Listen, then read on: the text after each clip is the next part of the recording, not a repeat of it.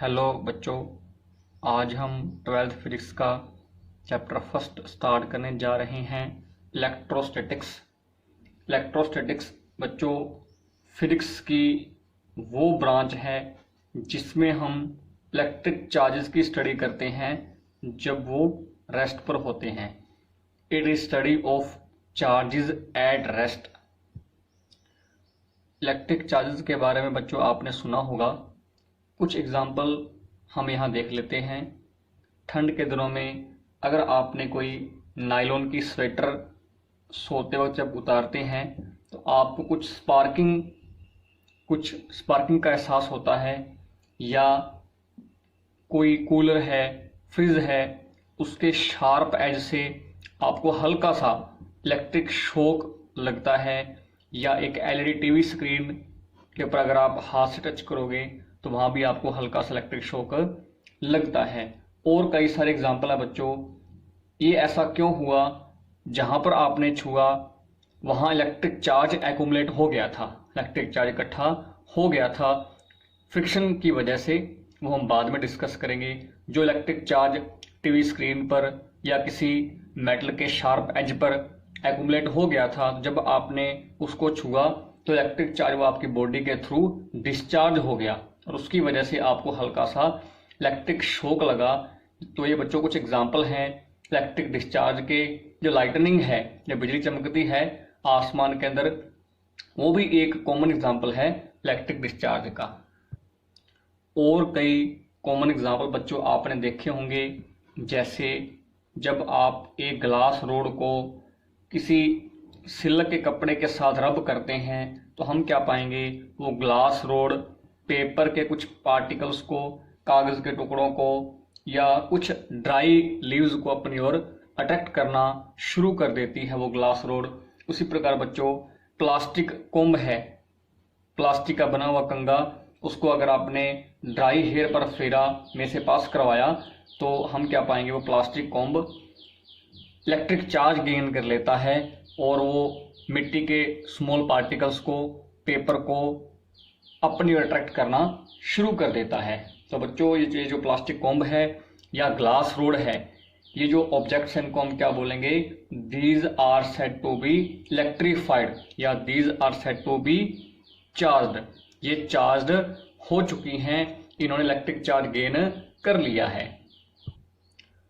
इन objects में बच्चों, इन objects पर इलेक्ट्रिक चार्ज आया कहां से? इनिशियली क्या था बच्चों? एक ग्लास रोड है या एक सिल्क क्लॉथ है, इनिशियली दोनों ही न्यूट्रल थे। जब आपने दोनों को एक दूसरे के साथ रब करना शुरू किया, रबिंग शुरू की, तो फ्रिक्शन की वजह से क्या जनरेट होगी बच्चों?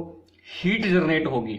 और हीट की वजह से जो रोड के ऊपर इलेक्ट्रॉन्स हैं या जो सिल्क के पास इलेक्ट्रॉन्स हैं, वो इलेक्ट्रॉन्स उस हीट को ऑब्जर्व कर लेंगे और ऑब्जर्व करने के बाद वो इलेक्ट्रॉन्स, मैंने माना, रोड से सिल्क की ओर जंप करके, जब कुछ इलेक्ट्रॉन्स रोड से सिल्क की ओर चले जाएंगे तो बच्चों अब ये दोनों न्यूट्रल नहीं होंगे। जो ऑब्जेक्ट इलेक्ट्रॉन को लूज करेगी उस पर चार्ज कैसा आ जाएगा? पॉजिटिव। जो ऑब्जेक्ट इलेक्ट्रॉन्स को गेन करेगी उस पर चार्ज आ जाएगा नेगेटिव। ये हम पहले भी देख चुके हैं। तो बच्चों इस प्रकार फ्रिक्शन की वजह से जो हीट जनरेट होती है, उसी की वजह से इलेक्ट्रिक चार्ज जनरेट होता है किसी भी ऑब्जेक्ट पर। ग्लास रोड और सिल्क क्लॉथ को रब करने से फ्रिक्शन की वजह से जो चार्जेस जनरेट हुए हैं बच्चों, वो चार्जेस स्टैटिक चार्जेस कहलाते हैं, क्योंकि ये चार्ज अपने आप मूव नहीं कर सकते, क्योंकि दोनों ही रोड और सिल्क दोनों ही कैसे हैं बच्चों? These are insulating object. और हम जानते हैं जो इंसुलेटर होता है या इंसुलेटिंग ऑब्जेक्ट्स होती हैं, इनमें चार्ज या करंट पास नहीं करता। तो जो चार्ज जनरेट हुआ है वो वहीं पर रहेगा, इसलिए इनको बोलते हैं स्टैटिक चार्जेस। इसके बाद बच्चों इलेक्ट्रिक चार्ज की डेफिनेशन के बारे में बात करते हैं। इसको डिफाइन किया विलियम गिलबर्ट के अकॉर्डिंग। जो चार्ज है वो किसी मटेरियल ऑब्जेक्ट की वो प्रॉपर्टी है जिसकी वजह से वो मटेरियल पार्टिकल किसी दूसरे पार्टिकल पर इलेक्ट्रिकल फोर्स अप्लाई कर सकता है, या वो पार्टिकल दूसरे पार्टिकल के द्वारा लगाए गए इलेक्ट्रिक फोर्स का रिस्पोंड कर सकता है, उस प्रॉपर्टी को हम बोलते हैं इलेक्ट्रिक चार्ज। हम फंडामेंटल पार्टिकल्स की बात करते हैं, electrons, neutrons, protons. Negative charge electron पर है, न्यूट्रॉन न्यूट्रल होते हैं, प्रोटॉन पर पॉजिटिव चार्ज है बच्चों। इन तीनों का कुछ ना कुछ मास है। अगर इन तीनों का कुछ ना कुछ मास है तो इस मास की वजह से इनके बीच में लगने वाले फोर्स को हम क्या बोलते हैं बच्चों? ग्रेविटेशनल फोर्स बोलते हैं। ग्रेविटेशनल फोर्स होता है मास की वजह से। उसी प्रकार बच्चों जो इलेक्ट्रिकल फोर्स है वो होता है उन मेटेरियल पार्टिकल्स पर जो चार्ज है उनकी वजह से। तो जिस प्रकार दो इलेक्ट्रॉन्स हैं उनके बीच में ग्रेविटेशनल फोर्स होता है उन इलेक्ट्रॉन्स के मास की वजह से, उसी प्रकार जो इलेक्ट्रॉन्स, एक इलेक्ट्रॉन दूसरे इलेक्ट्रॉन पर या एक इलेक्ट्रॉन किसी प्रोटॉन पर जो इलेक्ट्रिक फोर्स अप्लाई करता है वो किसकी वजह से होता है? इन पर जो चार्ज है उनकी वजह से। तो चार्ज बच्चों एक इलेक्ट्रॉन की या किसी मटेरियल पार्टिकल की वो एडिशनल प्रॉपर्टी है जिसकी वजह से वो पार्टिकल्स इलेक्ट्रिक फोर्स किसी दूसरे पार्टिकल पर लगा सकते हैं। इलेक्ट्रिक चार्ज रिस्पॉन्सिबल होता है दो पार्टिकल्स के बीच में इलेक्ट्रिकल फोर्स के लिए। इलेक्ट्रिक चार्ज होने के लिए बच्चों अगर हम इलेक्ट्रिक फोर्स निकाल रहे हैं किसी दो मटेरियल पार्टिकल्स के बीच में, तो इसके लिए उन मटेरियल पार्टिकल्स के पर कुछ ना कुछ चार्ज होना चाहिए। जिस प्रकार मैं एग्जांपल लेता हूं न्यूट्रॉन की, हम जानते हैं न्यूट्रॉन का कुछ ना कुछ मास होता है। तो अगर हमारे पास दो न्यूट्रॉन्स हैं तो इनके बीच में आपसी कुछ ना कुछ ग्रेविटेशनल फोर्स जरूर होगा। पर न्यूट्रॉन पर बच्चों चार्ज कितना होता है? 0 होता है। और अगर चार्ज 0 होगा तो इनके बीच में लगने वाला जो इलेक्ट्रिकल फोर्स है वो भी कितना होगा? 0 होगा। इलेक्ट्रिक फोर्स डायरेक्टली डिपेंड करता है मटेरियल पार्टिकल्स पर कितना चार्ज है। टू काइंड्स ऑफ चार्जेस, हम कुछ एग्जांपल्स की यहां बात करते हैं। एक ग्लास रोड को सिल्क कपड़े के साथ रब करके हमने सस्पेंड कर दिया। ये सिल्क क्लॉथ है, एक ग्लास रोड है, दोनों को रब किया और लटका दिया, सस्पेंड कर दिया। इसके पास हम एक और ग्लास रोड लेके आए जिसको आपने किसी और सिल्क क्लॉथ के साथ रब किया था। देखो बच्चों जब आप इस ग्लास रोड को सिल्क क्लॉथ से रब करोगे तो इस रोड पर भी कुछ चार्ज आएगा, और इस ग्लास रोड को जब सिल्क क्लॉथ से रब करोगे तो इस ग्लास रोड पर भी कुछ चार्ज आएगा। जब इस ग्लास रोड को आप इस सस्पेंडेड ग्लास रोड के कांटेक्ट में लाओगे हम क्या पाएंगे? These two glass rods repel each other. और उसी प्रकार जब आप इस सिल्क क्लॉथ को और इस सिल्क क्लॉथ को आपस में कांटेक्ट में लाओगे तो हम क्या पाएंगे? ये भी आपस में रिपेल करते हैं। एक और एग्जांपल बच्चों हम लेते हैं। हमने इबोनाइट रोड ली। इबोनाइट रोड बच्चों स्पेशल रबर की बनी रोड होती है। इस रोड को आपने कैट फर के साथ रब कर दिया। कैट फर का मीनिंग जो बिल्ली है, कोई भी एनिमल के ऊपर जो थिक हेयर होते हैं उन्हें हम फर बोल देते हैं। तो जब आपने यहाँ पर किया क्या? इबोनाइट रोड को कैट फर के साथ रब करके सस्पेंड कर दिया, और इस इबोनाइट रोड के पास आप एक और इबोनाइट रोड लेके आए जिसको आपने किसी और कैट फर के साथ रब किया हुआ था। जब आप इन दोनों रोड्स को आपस में क्लोज लेके आओगे हम क्या पाएंगे? These two rods also repel each other. और ये दोनों कैट की जो फर्स हैं ये भी आपस में रिपेल करेंगी। तो बच्चों एक पॉइंट निकल के सामने आया है कि ये भी इबोनाइट रोड है, यहाँ भी सेम रोड है, सेम फर है, सेम फर है, मतलब सेम मटेरियल अगर आपस में रिपेल कर रहे हैं इस पर जो चार्ज होगा वही सेम नेचर का चार्ज इस रोड पर होगा। जो चार्ज इस कैट फर पर होगा सेम नेचर का चार्ज इस सेम कैट फर पर होगा। इसका मीनिंग सेम मटेरियल जिन पर सेम चार्ज होगा वो आपस में क्या कर रहे हैं? रिपेल। इसका meaning like charges repel each other. Glass rod और सिल्क क्लॉथ के केस में भी ऐसा हुआ था। तो दोनों ग्लास रोड सेम मटेरियल हैं, इन पर सेम टाइप का same kind of charge generate हुआ था, पर जब हमने इन दोनों को पास लाया तो हमने क्या पाया, ये दोनों आपस में रिपेल कर रही थी। तो बच्चों क्या पाया, like charges repel each other. जिस इबोनाइट रोड को आपने कैट फर के साथ रब किया हुआ है, जब आप इस इबोनाइट रोड को उस ग्लास रोड के पास लेके जाओगे जिस ग्लास रोड को सिल्क क्लॉथ के साथ रब किया हुआ है, इबोनाइट रोड को रब किया हुआ है कैट फर के साथ, तो इन दोनों पर कुछ ना कुछ चार्ज होगा। ग्लास रोड को रब किया हुआ है सिल्क क्लॉथ के साथ, इन दोनों पर भी कुछ चार्ज होगा। जब आप इबोनाइट रोड को ग्लास रोड के पास लेके जाओगे, हम क्या पाएंगे, these to attract each other. साथ ही क्या पाया, ये ग्लास रोड इस कैट फर को रिपेल कर रही थी, पर ग्लास रोड इबोनाइट रोड आपस में अट्रैक्ट कर रहे थे। आपने 2 पिथ बॉल्स को सस्पेंड कर दिया। पिथ बॉल बच्चों पॉलीस्टीरीन मटेरियल की बनी बॉल्स होती हैं, इनको सस्पेंड कर दिया। आपने क्या किया, ग्लास रोड, जिस ग्लास रोड को सिल्क क्लॉथ के साथ रब किया हुआ है, उस चार्ज्ड ग्लास रोड को आपने इन दोनों पिथ बॉल के साथ टच कर दिया। ग्लास रोड लिया आपने, इस बॉल को टच किया, उसी ग्लास रोड से आपने इस बॉल को टच किया, और जब आप ऐसा करोगे हम क्या पाएंगे, these 2 balls repel each other. इसका मीनिंग बच्चों, जब ग्लास रोड को आपने इन दोनों बॉल्स से टच किया था तो दोनों बॉल्स पर क्या हुआ, सेम चार्ज एक्यूमुलेट हो गया, और सेम चार्ज लाइक चार्जेस क्या करते हैं, रिपेल करते हैं। या आपने इबोनाइट रोड ली, जिस इबोनाइट रोड को कैट फर से रब किया हुआ था,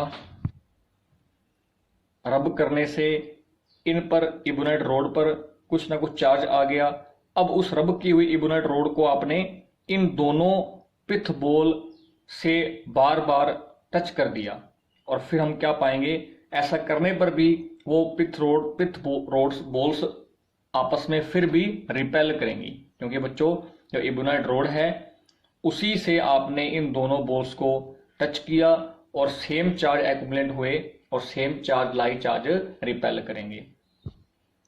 अब आपने सेम एक और प्रोसीजर किया बच्चों, एक पिथ बॉल को आपने टच कर दिया उस ग्लास रोड से जिसको आपने सिल्क से रब किया हुआ था।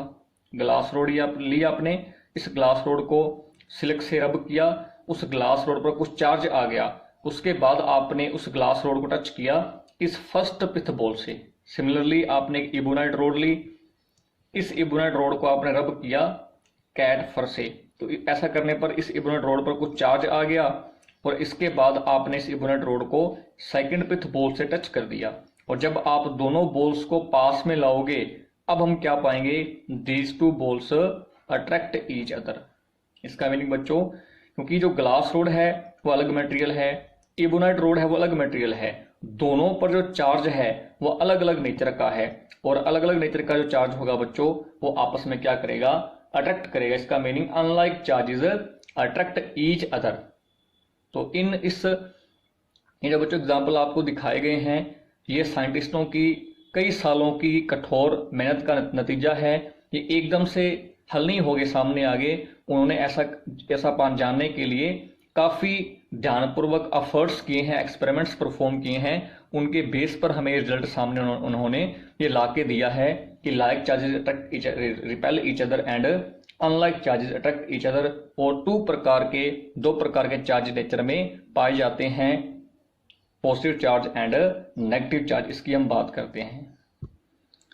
यहाँ बच्चों ग्लास रोड और इबोनाइट रोड पर चार्ज आया था वो चार्ज आया है रबिंग से, पर जो पिथ बॉल्स ने चार्ज गेन किया है वो आया है बाई कॉन्टैक्ट। आपने बच्चों इलेक्ट्रीफाइड या चार्ज्ड ग्लास रोड को चार्ज सिल्क क्लॉथ के पास जब लेके जाओगे, हम क्या पाएंगे, अब इनके बीच में किसी प्रकार का अट्रैक्शन या रिपल्सन नहीं होगा। उसी प्रकार जब आप चार्ज इबोनाइट रोड को कैडफर, चार्ज कैडफर के पास लेके जाओगे तो अब इनके बीच में किसी प्रकार का ट्रैक्शन रिपल्सन नहीं होगा, क्योंकि बच्चों जो चार्ज इनकी रबिंग से जनरेट हुआ था वो अब चार्ज इनके आपस में कॉन्टैक्ट में लाने से लॉस हो चुका है। लॉस, वो चार्ज लॉस क्यों हुआ? क्योंकि दोनों पर, ग्लास रोड और सिल्क पीस दोनों पर जो चार्ज था वो अपोजिट नेचर का था। उसी प्रकार जो इबोनाइट रोड और कैडफर पर जो चार्ज आया था वो भी अपोजिट नेचर का था।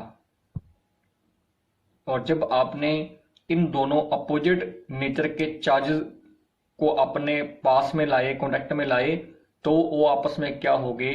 वो इलेक्ट्रिकली न्यूट्रल हो गए। इसीलिए अब वो एक दूसरे पर अट्रैक्शन रिपल्सन फोर्स नहीं लगाएंगे। तो इससे बच्चों ये कंक्लूजन निकलता है कि जो चार्ज ऑब्जेक्ट्स पर आया था रबिंग की वजह से, वो चार्ज आपस में कैसा होगा?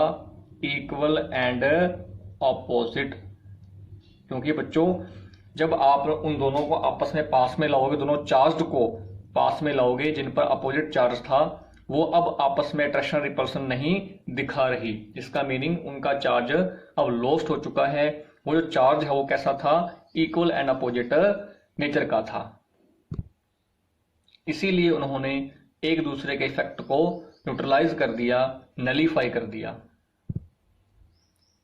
अमेरिकन साइंटिस्ट बेंजामिन फ्रैंकलिन ने इन टू टाइप ऑफ चार्जेस का नाम रखा। फर्स्ट चार्ज था positive charge and second one is negative charge. और बाई कन्वेंशनल ऐसा मान लिया गया जो चार्ज ग्लास रोड और कैडफर पर अक्योर हुआ था वो पॉजिटिव चार्ज है, ऐसा बाई कन्वेंशनल माना गया। और सिल्क पीस और इबोनाइट रोड पर जो चार्ज एक्वायर हुआ था वो नेगेटिव नेचर का है। किसी बॉडी पर बच्चों किस टाइप का चार्ज है ये उनकी पोलैरिटी शो करता है। चार्जेस की पोलैरिटी की वजह से हम पहचान कर सकते हैं, दोनों ऑब्जेक्ट्स को हम डिफरेंशिएट कर सकते हैं। जिस बॉडी पर कोई भी अगर चार्ज है तो उस बॉडी को हम क्या बोलेंगे? This body said to be charge या इलेक्ट्रीफाइड हम बोल देंगे उस बॉडी को जिस बॉडी पर कुछ चार्ज हो, चाहे वो पॉजिटिव हो चाहे वो नेगेटिव हो। और जिस बॉडी पर कोई चार्ज नहीं है, जीरो चार्ज बॉडी को हम क्या बोलेंगे? न्यूट्रल। इसमें बच्चों एक पॉइंट और देखने वाली बात, जैसे हम ग्लास रोड की बात करते हैं, अगर आपने ग्लास रोड के इस वाले हिस्से को ही सिल्क क्लॉथ से रब किया है, इस पीछे वाले हिस्से को आपने सिल्क पीस से रब नहीं किया, तो वो जो पॉजिटिव चार्ज ग्लास रोड पर आएगा वो सिर्फ इसी पोर्शन पर आएगा।